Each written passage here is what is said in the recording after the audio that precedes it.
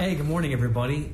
I am going live this morning with Dale Clevenger, and Dale is my GOAT. He's the greatest of all time, and just wanted to bring him to an audience on Instagram. And I wanted to have this conversation basically to facilitate the inspiration that he's given to me. Aha, here's Dale.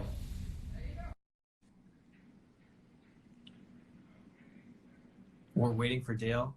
I wanted to facilitate a conversation with Dale. Hey, good morning, everybody. Good morning, Dale. How are you? Fine. Hey, you are live on Instagram. Right now. 10:58. Okay. So we have an hour to talk together, and basically what I wanted to do is facilitate a conversation with you about your career and your inspirations. What stands out to me is just the fact that you've had such a long career and you've worked with everybody from Leonard Bernstein, George Schulte, Carlos Kleiber. It's easier to say who I've not worked for. Unbelievable. Yeah. Well, could you tell us a little bit about where you're from and your first musical encounters? Like, what were your first musical experiences? I was born in Chattanooga, Tennessee. And what would be, for a long time, it was podunk, which means it's just a small town, not so important. Now it's getting more important because they have a Volkswagen plant there, and it's pretty big. My family were a church-going family, so we went to church Sunday morning, Sunday night, and Wednesday night, like clockwork. Wow. And at church, of course, we sang. We did not have instrumental music because it was a type of church that did not have it. So we sang, and in the process, I don't know if I learned music, but I learned the songs, and I sang, and so forth. And then when I was about 7, living two houses away from us was a piano teacher. Wow. And somehow I got connected with her, and we had a piano. Everybody in my family had studied piano at some time in their past. Everybody. Wow. Not everybody played that well, but, So I started studying with Mrs. Dickerson. I remember her name. Remember her name. Yeah. And I was 7 years old, and I studied from 7 until 12 with her, and then I started again when I went to college. So I studied piano almost 10 years total. Wow. But during that time, my father was very interested in culture, in symphony concerts, and in opera. And he was a businessman who was very interested in things that are going on around Chattanooga. And he became president of the Chattanooga Opera Association. And in that process with him, he took me to symphony concerts and operas. And that was the beginning of my becoming infatuated with the symphony orchestra, just looking at it. And in Chattanooga, Tennessee, we had 3 operas per year and about 6 or 8 symphony concerts. So I can't remember exactly how many I went to, but he took me to a lot of them. And looking back on it, I found myself just infatuated with the orchestra itself. Wow. The people there who were actually making the music. And then the music was wonderful. I remember going to the opera of Hansel and Gretel, and they had made one of the houses out of cinnamon cookies, and after the opera was over, everybody went up and broke off a piece of the house and so on. And while I'm looking at the orchestra, my attention went to the horns. Why I cannot tell you. For some people, it goes to the cellos. For some people, it goes to a bassoon. But in this case, it was the horns. And obviously what happened, the more I looked at the horns, the more I paid attention to what they were doing, the more I was infatuated by the whole situation, the orchestra. And I remember the concerts were at the high school where I went to high school. And when the opera played the opera performances, they sat in a pit, which was about 4 feet lower than the stage. So you could sit on the front row and see the stage very well. But I asked my daddy, I said, can I go down and sit by the orchestra? And he said, sure.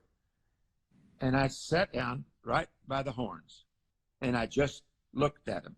And I did it enough times that they got to know me.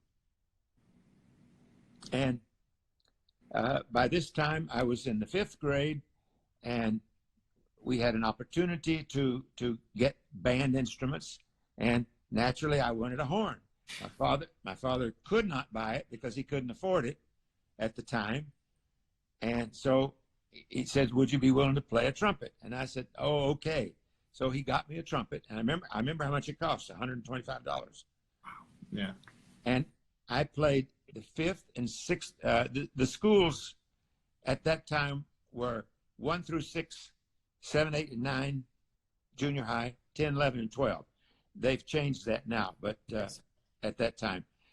And when I went to junior high, I played in the grade school in the 5th and the 6th grade, the orchestra, band. When I went to junior high, we moved from that area closer to town. In fact, we moved across the street from the junior high school. Wow. And by then I was playing the trumpet, but I was in the 7th grade. And I saw in a closet a horn. It wasn't being used. And I said to the band director and the lady orchestra director, I said, can I try that horn? And they didn't have any horn players, so they said, sure. So I put away the trumpet. I got a school horn, a single F silver horn. And just like you have in your studio, right? It's very similar to that. And actually, curiously, somebody's saying they don't get Instagram. Sorry about that. I got a hold of that horn, but it was stolen from me. So otherwise I would have had, I don't know what it was. It was a silver horn. The one I have now is quite a bit better than that one. Can we just do a couple hellos to people in the audience real quick? Absolutely. First of all, I'd love to just interrupt you and just say hi to Jesse, your son, who's watching. Emily and Jesse are watching from Dallas. Hopefully from Dallas, maybe from Houston, not quite sure. I know we've got Hans Klepsch, who's 3rd horn in the Cleveland Orchestra. We've got Eric Reed from New York. Hello, gentlemen. So nice to see you. Hey, Eric. We've got Melody from Taiwan. We've got Mark Jansen from Dallas, Texas. Hey, Mark. Mark was a student of yours at Roosevelt. Yeah. And we've got Amber Dean. Dave and Mr. Clevenger, 2 of my favorite horn players. Thanks, Amber. And we have Esteban, the new principal trumpet in the Chicago Symphony. Yeah. Hi, Esteban. Esteban is one of my dear friends. We're so lucky to have him here in Chicago. Fantastic musician who plays the trumpet. Yeah, absolutely. I know that's what people say about you, Dale. They say that you're a fantastic musician who plays the horn. That's one of the things that Jay commented. He said, Dale's one of the finest musicians on any instrument that I know of. He just happens to play the horn. And that's one of the things I would love to get into. What inspired you musically? Like how did you take this instant love of the horn and transfer your musical? If I can continue my story. Yeah, sure. Your question will be answered. So I started horn in December of my 7th grade. And in a year's time, I had already played trumpet 2 years, so I knew something about brass playing. The band director who came to the junior high was also the band director at the high school. And he asked me in the 8th grade, would you like to go on a band trip? We're going to a contest in Middle Tennessee. Would you like to go? I didn't know why he asked me, but I said yes. So I was the assistant second horn player, and I as a junior high went with the band. Well, I was infatuated with the high school band and how well they played and so forth. And the lady who was playing first horn, her name was Hilda Brooks. She sort of took me under her wing as a, and when I finally got to high school, I was in the 10th grade and she was the 12th grade. And we would start playing duets. Well, when I started the horn, by the time I was 14, I was already buying records. The first recording that I bought was Mahler, First Symphony, Bruno Walter, New York Philharmonic with an orchestra. And the first solo recording that I bought was, and these were cheap records, you just go in the store and they're on sale, was Valery Polak playing the Glier Horn Concerto. And also all of Dennis Brain's recordings.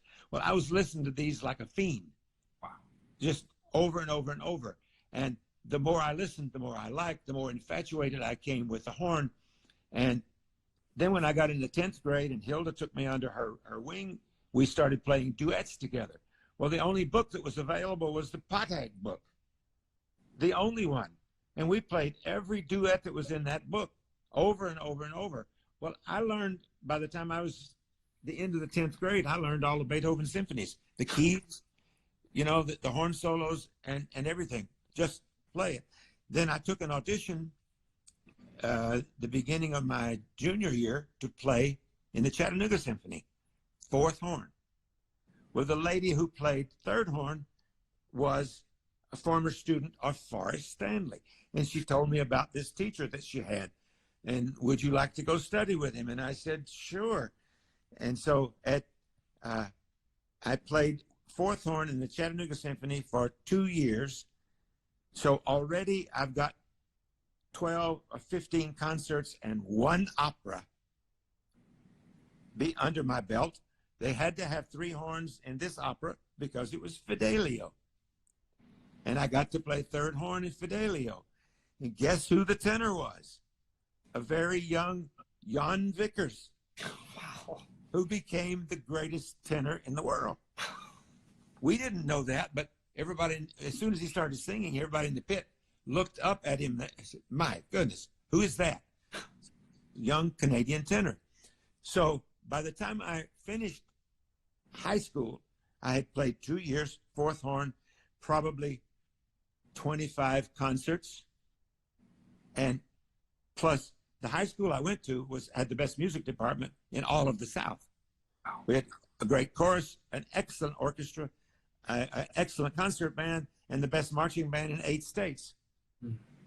Our band director was very, very famous. He wrote 12 books on marching and so forth. And yes, I marched for 3 years. Wow. That's crazy to think of you in marching band. Yeah. And in fact, we all did it. We also had ROTC, and I became the director of the band. What do you call it? The drum major. The drum major. Wow. So I didn't have to play. So all of this music is being saturated in me. I still attend concerts. An orchestra come into Chattanooga. I go and listen, blah, blah, blah. At the end of my junior year, I took a bus 24 hours to Chautauqua, New York, studied with Forrest Stanley for 8 weeks. And he asked me if I'd like to study with him permanently. I said, absolutely. So I never applied to any other school. I went to what was Carnegie Institute of Technology. Now it's Carnegie Mellon, mm-hmm. where Bill Cavallaro teaches. Yes.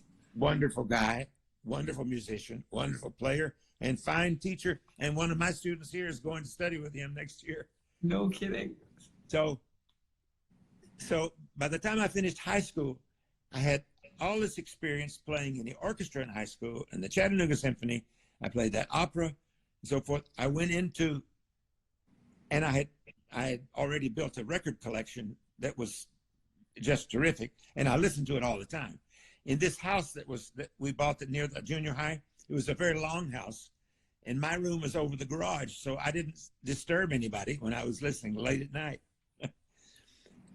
And I got to college. I went to Carnegie Mellon and started playing in the orchestra and the wind ensemble and the band. And at the end of my freshman year, I was 18.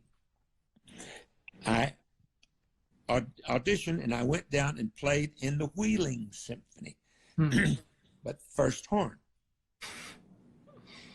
And that was like, the Wheeling Symphony was, a small town, 90 minutes south of Pittsburgh. But at the final rehearsal, about a fourth of the Pittsburgh Symphony would come down and play the rehearsal and the concert. So the Pittsburgh Symphony started hearing me play. The next 3 years, the rest of college, I played every concert with the Wheeling Orchestra. My junior and senior year in college, I started playing extra with the Pittsburgh Symphony. Well, all of this is just feeding my desire to play. Mm-hmm. And I knew by the time I was 15 or 16 that I wanted to play horn in a major orchestra. Wow, by 15 or 16. If that was possible. Yeah. And I knew that I wanted it to be solo horn. Yeah. Because I knew what it was like to play fourth horn. I didn't want to play fourth horn. I wanted to play solo. Yeah. They got all the solos. So I get this experience when I'm in the university, and also about 8 to 10 concerts a year with the Wheeling Symphony. That means 25 to 30 concerts before I even got out of college. I'm playing solo horn, and many of the Pittsburgh Symphony would come down and play, including Forrest Stanley's wife. And an interesting thing, the first few weeks that I played, a young fourth horn player came from another school, and his name was shoot. Sorry, everybody, I forget. Dale, could I interrupt you really quick? Would you have a music stand you might be able to put the phone on? Sometimes we're losing half of your face on the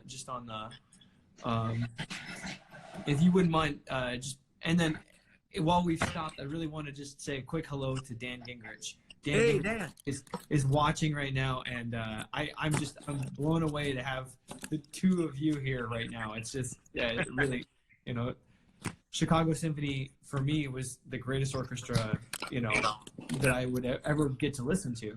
And then just, maybe turn it down just a tiny, or raise it up, and then so it's square level with your head. So like bring the music stand up and then straighten it. Okay. So it's not like you're looking there, and then lower the desk just a little bit lower. Point it a little lower. You tell me when. Lower. Perfect.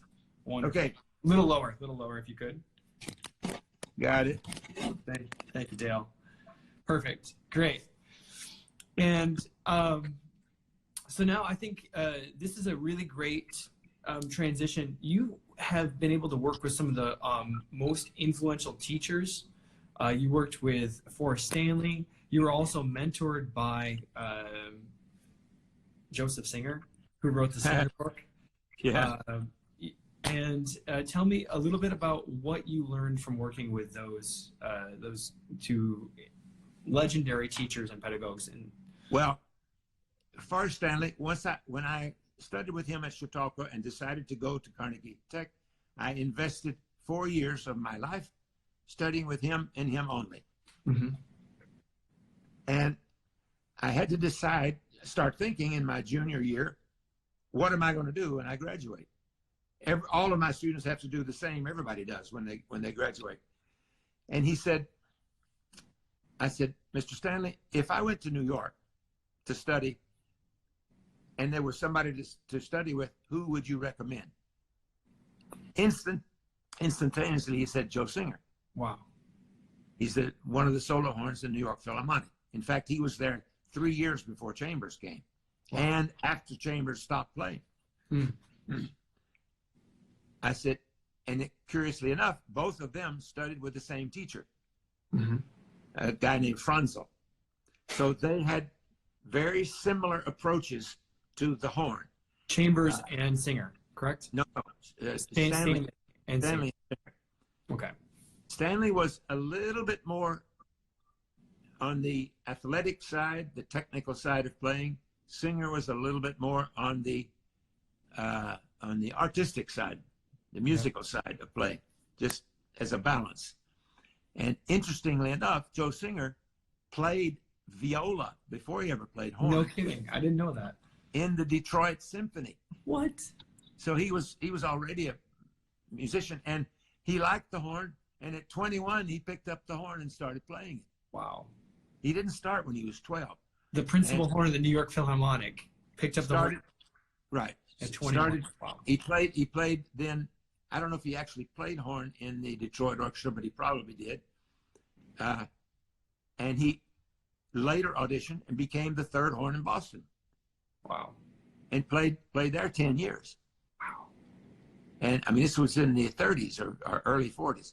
Mm. Then he auditioned in 40s.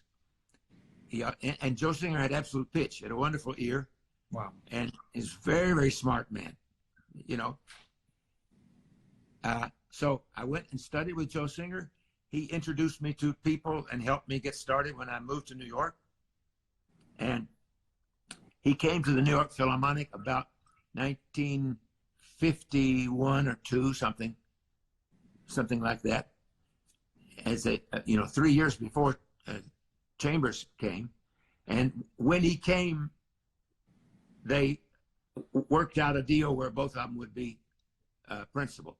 Equal salary, equal title, equal nearly everything. So with Forrest Stanley and Joe Singer, I had a basic foundation in the horn, the technique of the horn, and as much music as I could. I realized that it's everywhere I go, they're more interested in how you play musically than they are the technique of the horn. Yes. Technique. I just want to repeat that for everyone listening. People are more interested in how you play musically than how you play technically. Right. And that's one of your big philosophies is what musical expression dictates technique. That's one of your famous quotes, isn't it? Exactly. The artistic dictates the technical. Yes. Now, if any horn player who plays in a major orchestra has got terrific technique, they all do.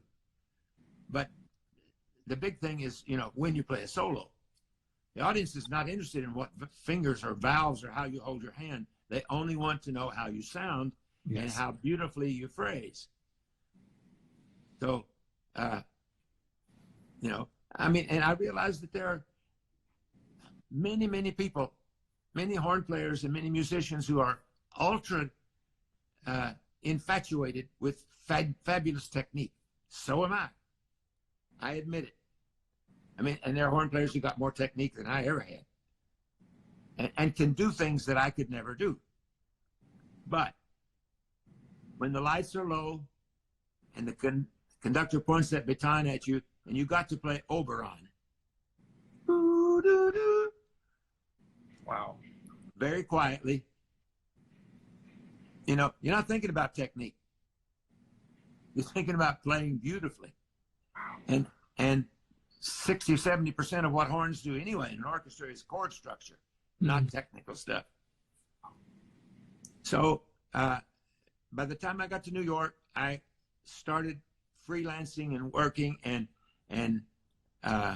one of the first contractors who called me was Harvey Phillips. Wow. One of my predecessor colleagues here. And Harvey was a phenomenal tuba player, a wonderful person, and he was a contractor in New York long before he came here to teach.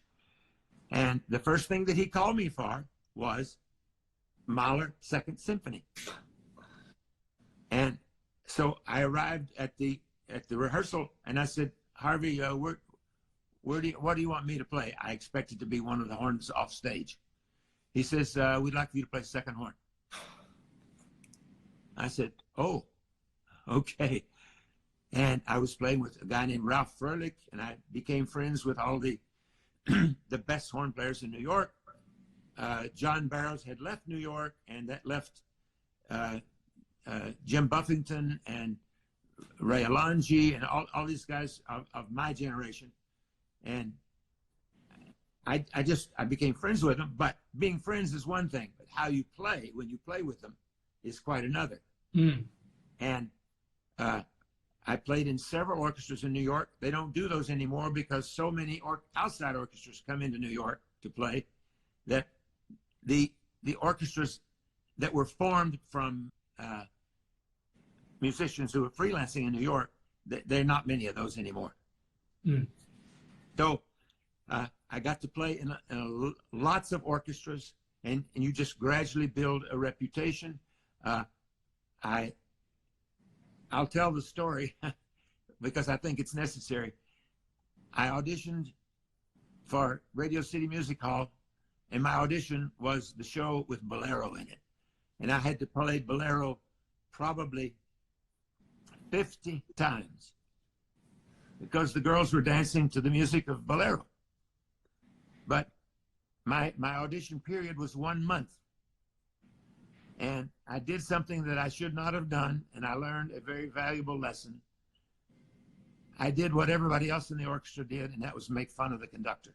Oh. And they fired me after 3.5 weeks. Wow. It's the best thing that ever happened to me because I learned a valuable lesson. Keep your mouth shut and just play. Wow. And I got out of a very, very difficult job, very hard job. Yes. 50 boleros in a month. Can you imagine? 4 shows a day, 2 hours between each show. And what do you do for 2 hours in New York between shows? It's a bloodbath. And then I got introduced to some contractors who played Broadway shows. I was called to play a Broadway show. Oliver was the first Broadway show that I played. I opened it in New York. Oh my gosh. You know, that's one of my favorite musicals. Yeah. Well, we played it in New York. It ran for 9 years. I played 9 months of it. Hey, Dale, just take the music stand and pull it closer to you. Just a little bit closer so we can hear you a little bit better. Just pull more closer. How's that? Perfect. Okay. And, yeah, thank you. Sorry. No problem. Technical stuff. So anyway, my career in New York was blossoming. I mean, there were times that I would go for a month or 2 months and the telephone never rang. You know, but that was not too often. And as I got called to do overtime for one of my friends on a jingle, on a commercial. I got called to do the overtime because he had to go to do another session. And so I walked in and I sat down and I played for maybe 10 or 15 minutes, and that was all. But the fact that you can do it, they remember that. Wow. And other players on the jingle, they see you this, and my first recording date was April the 1st, 1963. Big band. I still have the recording for it. Yeah, and I heard that at your house. It was so much fun. There were a whole bunch of contractors playing, you know, and they went to the other guys in the horn section and said, "Who's the new guy?" Wow. So the word starts spreading, and you know, now all of this time, every time there's an opportunity to take an audition, I took it. I played maybe 9 or 10 auditions that I did not make. And I never expected to get it or not to get it. I just played the best I could. When I was 22, just after moving to New York, I played for the Berlin Philharmonic. The entire Berlin Philharmonic was in the orchestra, in the Carnegie Hall, and Von Karajan was there. It's the only time I ever played for Von Karajan. Wow. And I played for 25 minutes. I was 22 years old. And the audition went pretty well. But they decided I didn't have the tone for the orchestra. Or I could have had a career, maybe could have had it and you know, gone to Europe and done that. But it didn't work out. And it was just an audition experience. Yes. And if you play enough of them, you get used to to being under very high pressure and playing as good as you can. You must come to an audition ultra prepared. If you're not prepared, you're not hireable. Mm. So finally, I took an audition in '65 for Chicago. On my own, I went out. I knew that there was an opening. And this is, I had played the year before in the Kansas City Philharmonic. I realized I did not want to play on that level of orchestra. So I went back to New York, continued freelancing, playing auditions, and I did not get engaged in Chicago in May of 1965. Mm-hmm.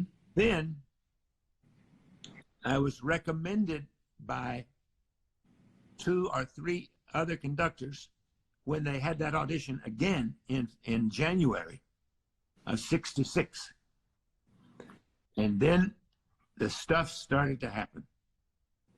I mean, I was very busy in New York playing all I could make. I made a very good salary, blah, blah, blah. I could have stayed there and freelanced, so forth. I didn't want to do that.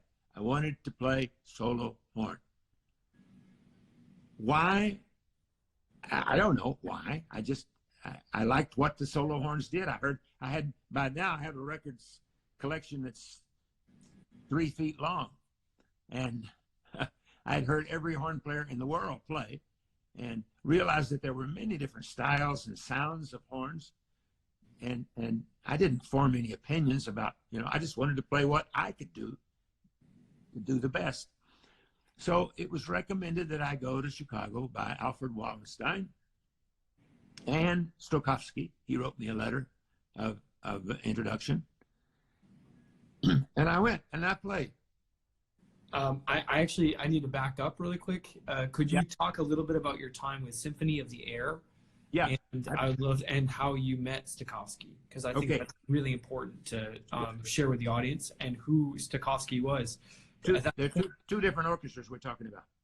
The Symphony of the Air was the name of the end of what was the NBC Symphony. Mm-hmm.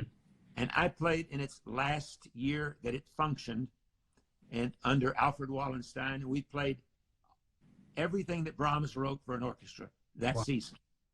But that's the orchestra was getting sued. They couldn't pay their bills, so they couldn't use the name Symphony of the Air. Now, another symphony that I played in, I auditioned. I went to Stokowski's home on 5th Avenue and 70th something, and I played an audition for him, and I got in his orchestra. I could write a chapter about that audition itself, but we don't have time to talk about it on this thing. But I played 3 years with Stokowski, and when I told him, Maestro, I'm going to Chicago to audition for solo horn, he says, I hope you don't make it. He said, I'm joking, of course. He said, would you like a letter of recommendation? I said, of course. And he sent one. Wow. And so when I went the second time, after playing 3 years with Stokowski and several other orchestras, the American Symphony Orchestra, the blah, blah, blah, and what was the Symphony of the Air. Then in January of '66, I went and auditioned. Playing with Stokowski was amazing, because I had studied in my classes in Carnegie Mellon 2 major conductors. One of my teachers kept playing their recordings, either Stokowski or Toscanini. Toscanini was an objective composer. Stokowski was a subjective composer. I mean, conductor. Conductor, yeah. And objective means as close as possible to the score and what he thinks the composer wanted. Stokowski would do things that he wanted to do, irregardless of what the composer said. Wow. And he made no excuse for it. But he was interested in sound, in tone, in beautiful phrasing, and so forth. And the results that each of them got was really quite different. Wow. But Stokowski was 35 years or whatever with the Philadelphia Orchestra, and another 10 with the Houston Symphony. And then he came to New York, and he was probably in his high 80s when he came there. Wow. So, but he liked me, and fortunately, and we I had a wonderful time playing in his orchestra. So you went to Chicago and you did the audition? I went to Chicago the second time in January of '66. Wow. And the week that I went like this. I was always advised, wake up in the town that you're going to audition in. Don't drive or fly there the same day. Wake up there because you want a good night's sleep, you want a good breakfast, and so on. And I had to anyway because my audition was at 9:30 in the morning on Monday morning, the second week of January. I arrived at Orchestra Hall. I slept as well as I could, and I had a nice breakfast. I arrived there at 9 o'clock or 8:45. I warmed up. I was ready to go. And then at 9:30, they helped the orchestra off stage. They brought me on stage, and I played in Orchestra Hall on stage. And in the audience was the conductor, the acting first horn, Frank Brauch, the manager, and the personnel manager, plus a newly elected audition committee, which did not exist in May when I played 9 months before that, 8 months. But they had a new contract, and this was the first year of a 5-year contract, and they needed the solo horn. So I played for 25 minutes. They discussed how I played, and they said, Mr. Clevenger, can you stay here and play the rehearsal with the orchestra this morning at 10 o'clock? And I said, yes, I suppose so. I have a plane at 1 o'clock or something like that. Go back to New York, but I could change that. I said, what are they playing? What are they rehearsing? Tchaikovsky Fifth. I said, oh, yes. And Andre Previn was the guest conductor. Wow. So Andre was on the podium. Martineau and the committee were all out in the audience. And I sat there and played through the first movement and all of the second movement of Tchaikovsky Fifth Symphony. And it went well. Obviously, or I wouldn't have had the job. So they did not make up their minds at that moment. I flew back to New York. Did not expect anything, didn't know what to expect. So you don't expect anything. Yes, not a yes or a no. I started doing my work. The next morning, that week I had 2 concerts with Stokowski at the end of the week. I had rehearsals in the morning. I also had a rehearsal and a concert scheduled with Wallenstein and what would have been called the Symphony of the Air, all in the same week. And I went back, and on Wednesday morning, before I left the house, they called me and said, Mr. Clevenger, we would like for you to be the new solo horn of Chicago. I fell down on the floor, literally, and cried. Because that was the moment that the beginning of what I had been trying to do since I was 14. 11 years ago, 11 years before that. I screamed, and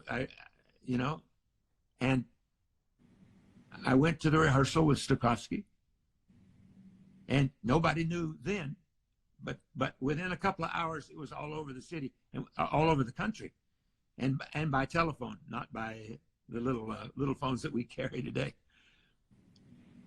On Friday morning, that was Wednesday. On Friday morning, Joe Singer called me and says, Dale, he knew that I had made it because I called him. He says, can you come and play extra with us?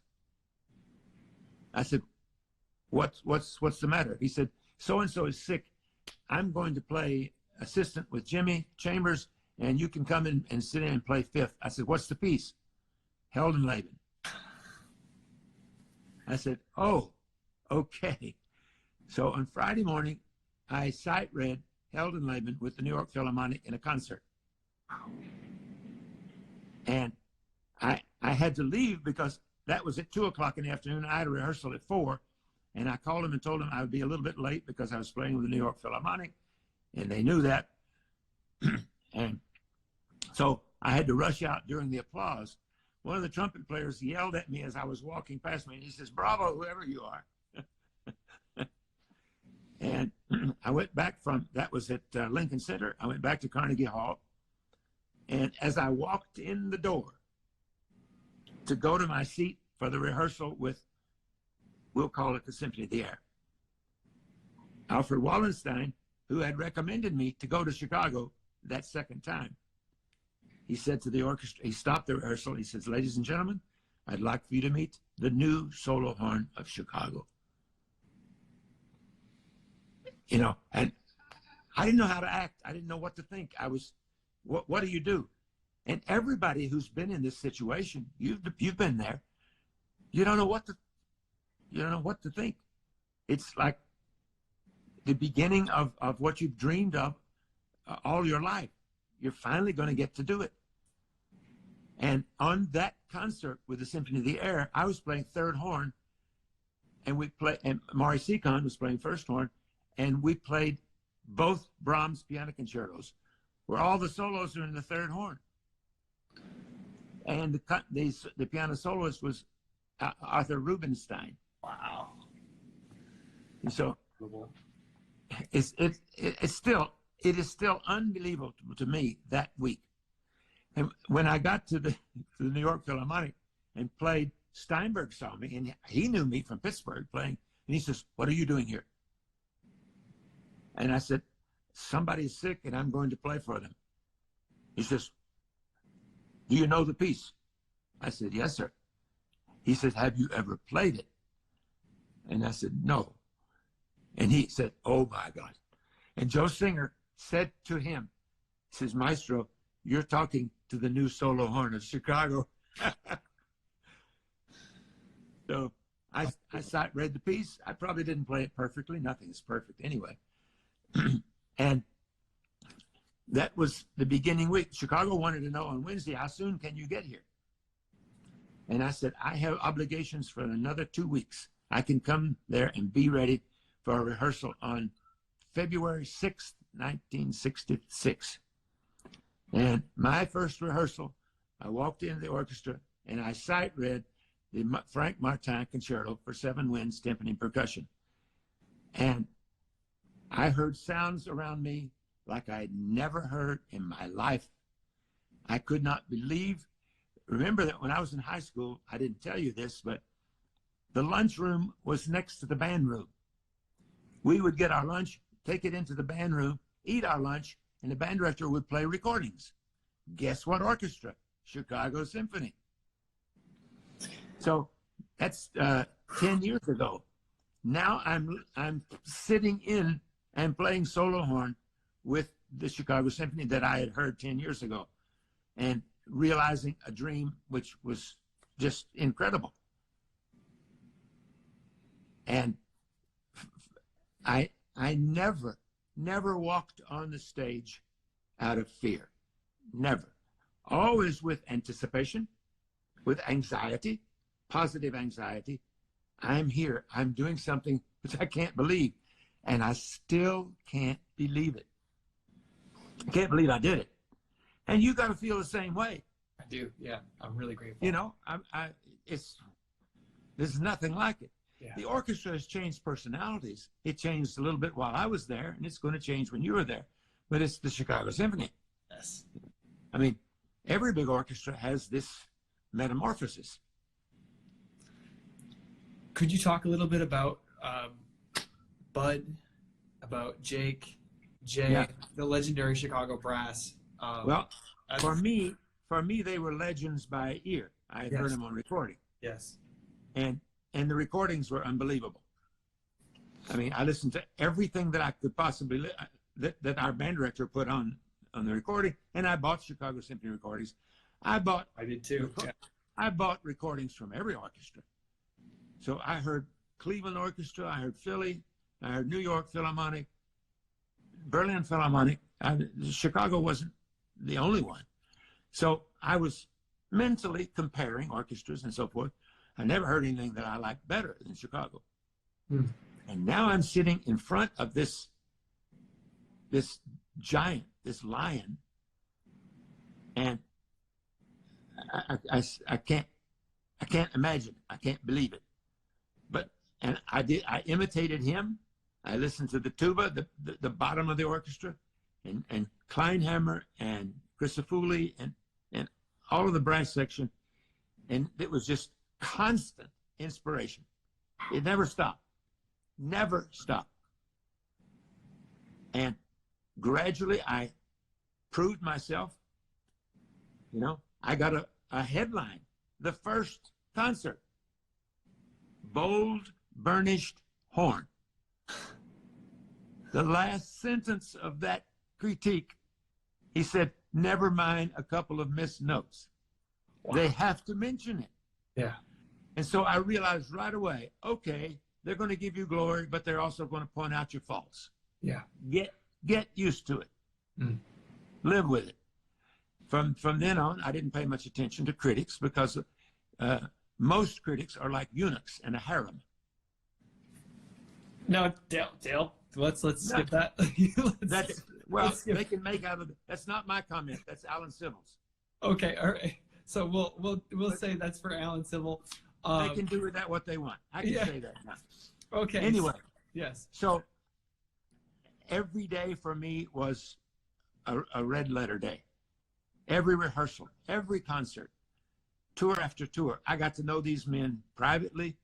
Herscheth was a certain persona when he was sitting there playing. Wow. He was another persona when he had been at the bar in the hotel and had a couple of belts of whiskey. He was just a fantastically interesting man. Wow. And smart, and as it turns out, I understand John Hagstrom is writing either a book or an article on him. I think a biography maybe, and he's compiling his journals, which right. Bud's son actually gave to John.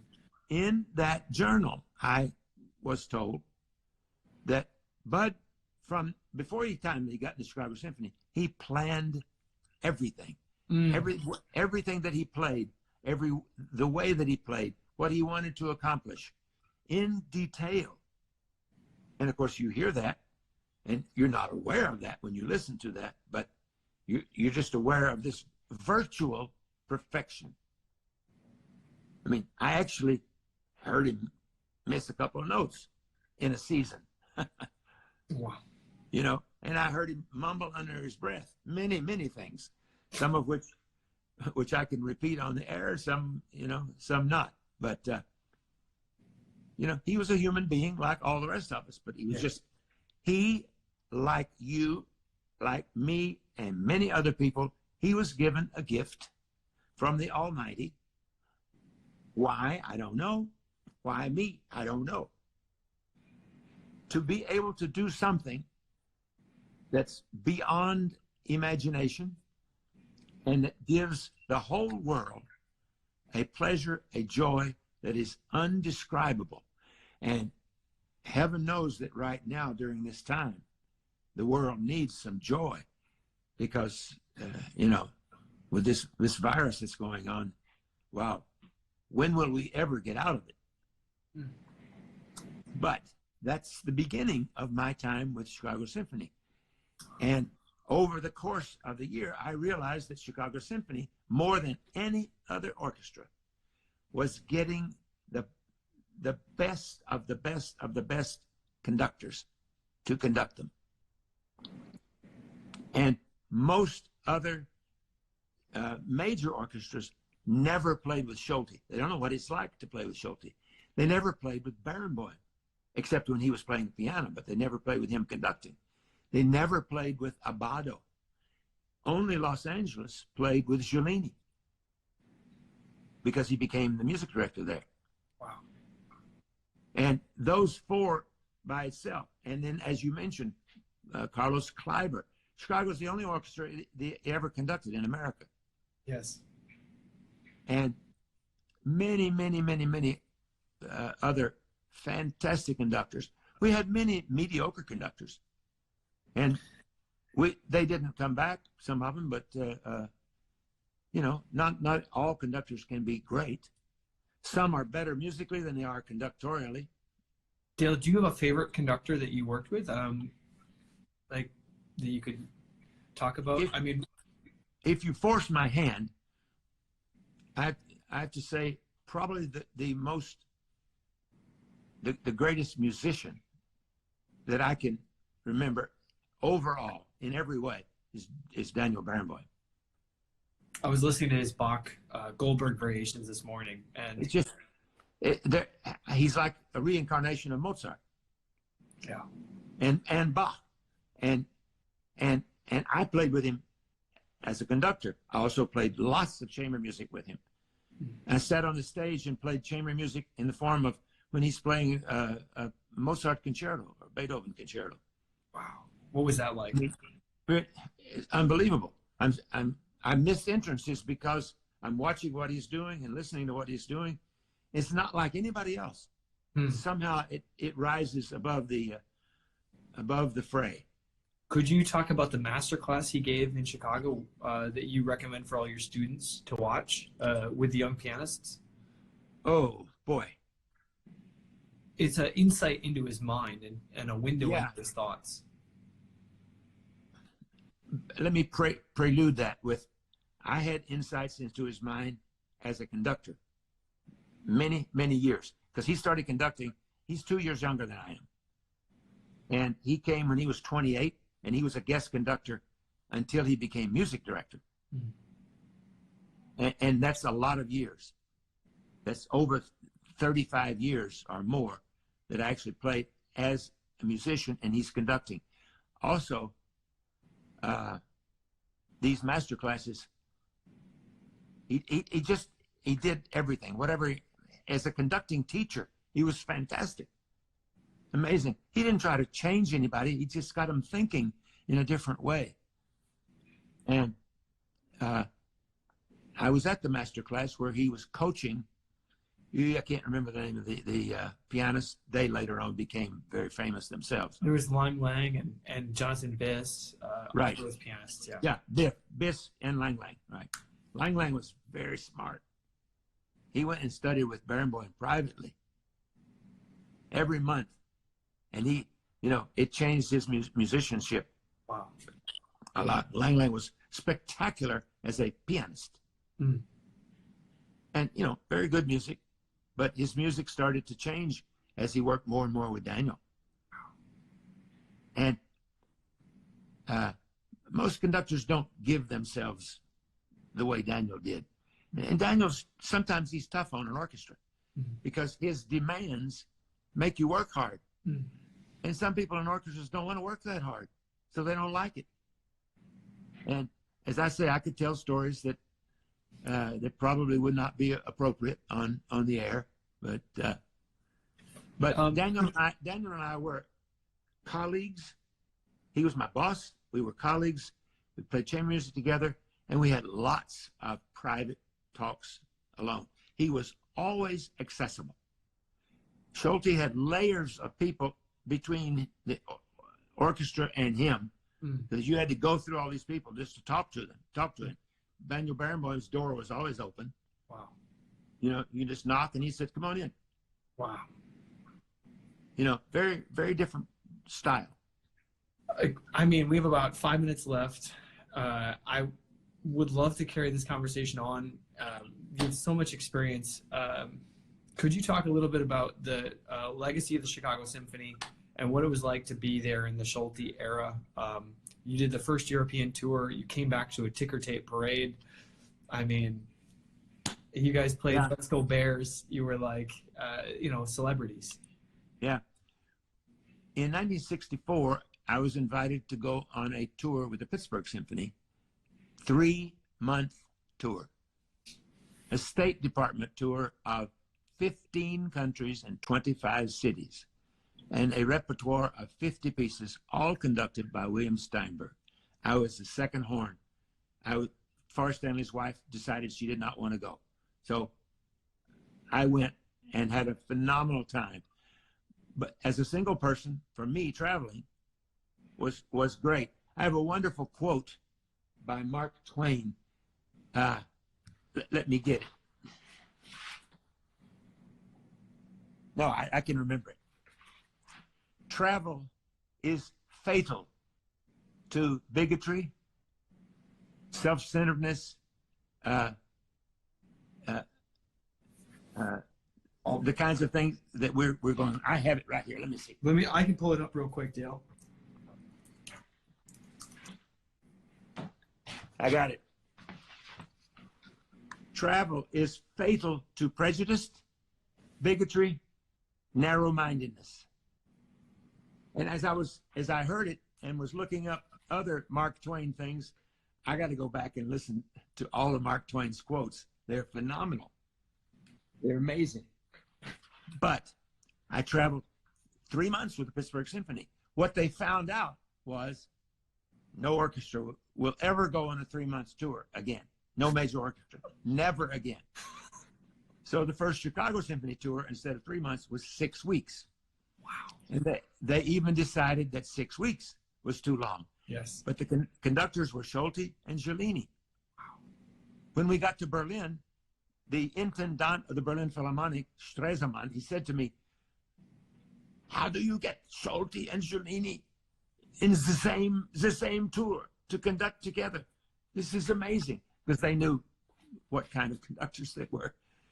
But everywhere we went, they expect you to play like gods. Mm-hmm. So we tried to rise to everybody's expectations. We played as beautiful and as wonderful as we could. There were parties. I got on a later tour. I found out that there were 2 men in a recording company who were following the orchestra, and we were playing every other night. Bruckner 4, Mahler 9. Bruckner 4, Mahler 9. And we got to a party in Vienna, and these 2 guys asked me to sit down at the table with them, and they were executives of Teldec recording, and they asked me to do recordings with them. Wow, those were the Haydn recordings, and that led to the Mozart recordings. Yeah, some of my favorites. Yeah, you mentioned that I had done 1,000 recordings. That's a little bit too generous. Ohlberg used to keep track of how many and exactly what recordings pieces we did. And by the time I left the orchestra, it was over 700. Dale, I have 2 minutes left. Could you just give a little bit of hope? Why is music and the arts so, why are music and the arts so important in this time of, Corona? Music is like an opiate.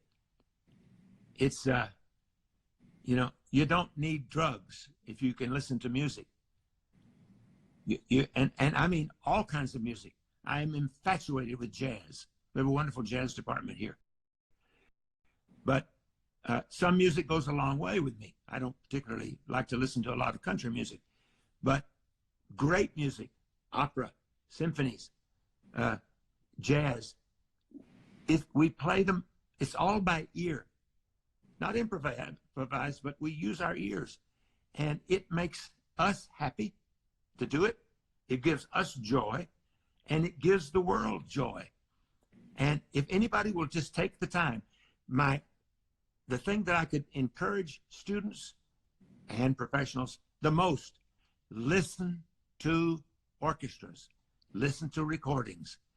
And I mean, really listen. Listen with a score. Listen. I did that from the time I was 14. I didn't realize that I was doing the right thing, but I did it. Wow. But listen, it will make you happier. It will give you joy. And if you can then perform publicly and do that, that will give you more joy. That's what we are unique in that. in the performing art, all the performing arts, all of the arts, Wow. the symphony orchestra is unique.